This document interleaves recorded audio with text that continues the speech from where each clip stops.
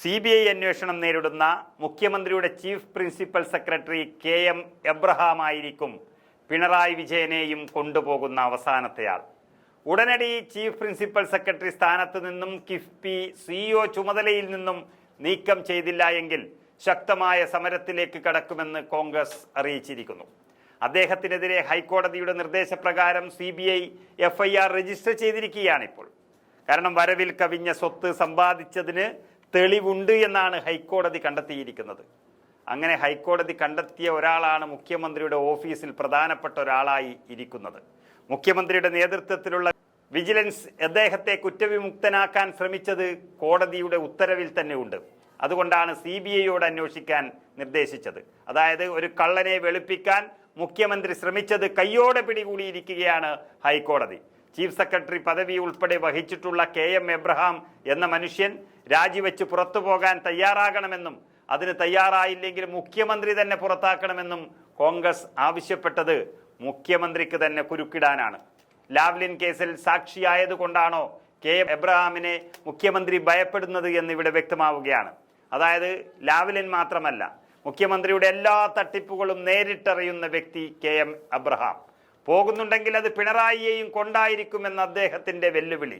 അതാണ് മുഖ്യന് അദ്ദേഹത്തെ പൂട്ടാനുള്ള നട്ടല് ഇല്ലാത്തത്. പ്രധാനപ്പെട്ട വ്യക്തികളുടെ 10,000 സെക്കൻഡ് കോൾ ഡാറ്റ റെക്കോർഡ് തൻ്റെ കൈവശമുണ്ടെന്നാണ് മുഖ്യമന്ത്രിക്ക് നൽകിയ കത്തിൽ KM എബ്രഹാം പറഞ്ഞിരിക്കുന്നത്.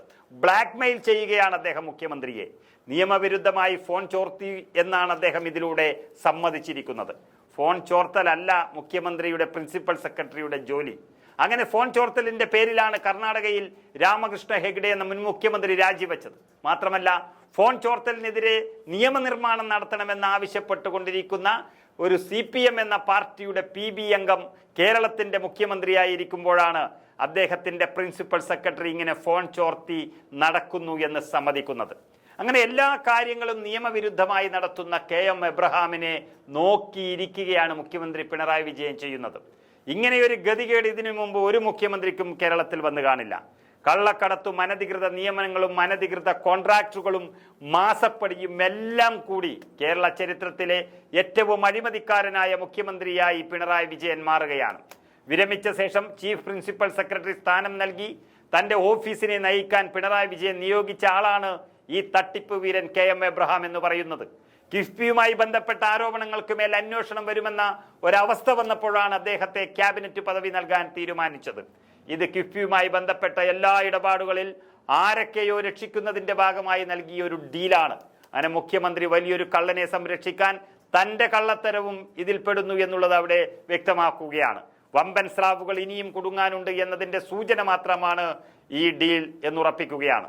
KM എബ്രഹാമിനെതിരെ വിജിലൻസ് നടത്തിയ അന്വേഷണവും അത് അപ്പാടെ കണ്ണുമടച്ചു സ്വീകരിച്ച വിജിലൻസ് കോടതി വിധിയും ഹൈക്കോടതിയുടെ വിമർശനത്തിന് വിധേയമായിട്ടുണ്ടെങ്കിൽ ഓർക്കുക, നടന്നത് ഏറ്റവും വലിയ തട്ടിപ്പാണ്.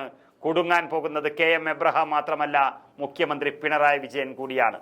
ഹർജിക്കാരൻ കണ്ടെത്തി ഹാജരാക്കിയ നിസാരപ്പെട്ട വസ്തുതകൾ പോലും കേരള സംസ്ഥാനത്തിൽ വിജിലൻസ് വകുപ്പിന് കണ്ടെത്താൻ കഴിഞ്ഞില്ല എങ്കിൽ അതിന് കാരണമെന്താണെന്ന് സാമാന്യ ബുദ്ധിയുള്ളവർക്ക് മനസ്സിലാകും.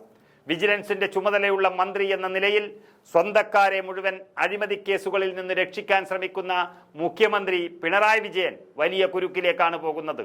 എല്ലാ കള്ളന്മാരെയും തൻ്റെ കീഴിലുള്ള വിജിലൻസിനെ ഉപയോഗിച്ച് ക്ലീൻ ചിറ്റ് നൽകുകയും പുണ്യാളന്മാരാക്കുകയും ചെയ്താൽ മുകളിലെ അന്വേഷണ ഏജൻസികൾ അതെല്ലാം പിടികൂടുകയാണ്.